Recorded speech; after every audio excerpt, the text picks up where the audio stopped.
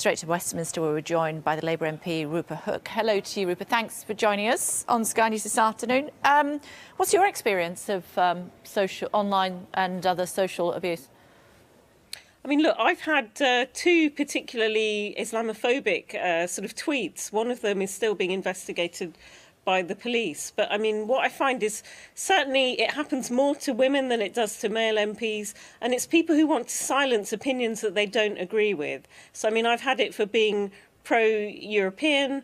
I've had it for speaking on subjects like abortion. I had plastic fetus dolls sent to my office after I spoke out on abortion. And I've had, goodness me, on the Palestine issue as well, I generated some heat. I think I was called Talibanistic bitch after that particular speech I did in the House of Commons. And I do think it's not enough to just say sticks and stones. I think that the media platforms have to act. What do you want them to do?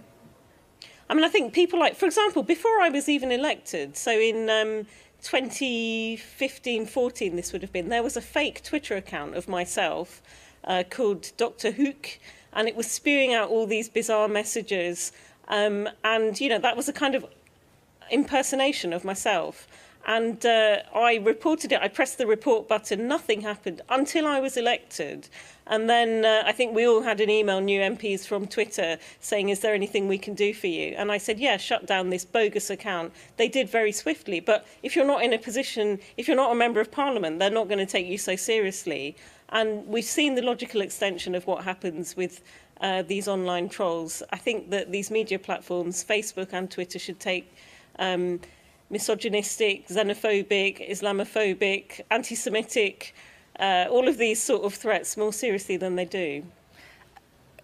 I get lots of online abuse as well, you know, high-profile women particularly do, and I put it down to saddos who are, you know, drinking White Strike and the keyboard warriors waiting for their mum to shout them for their tea, and that's how I dismiss it. Why do you feel that that is not an easier and a more appropriate way to do that?